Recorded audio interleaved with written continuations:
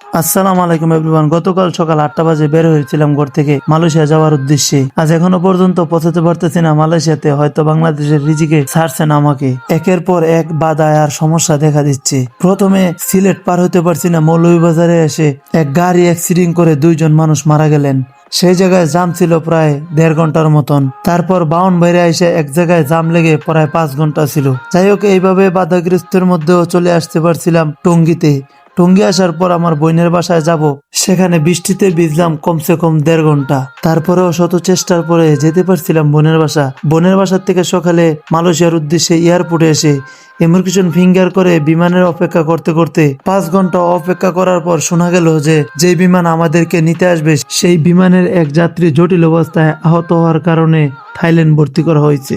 তাই এখন এয়ারপোর্টবাসীর পক্ষ থেকে আমাদেরকে ঢাকা উত্তরা 5 স্টার হোটেল আইনা রাখা এবং খাওয়া দাওয়ার সুব্যবস্থা করা হয়েছে। সব মিলাই আপনাদের দোয়ায় ভালো আছি। এখন শোনা যাচ্ছে রাত 2টা বাজে ফ্লাইট হবে।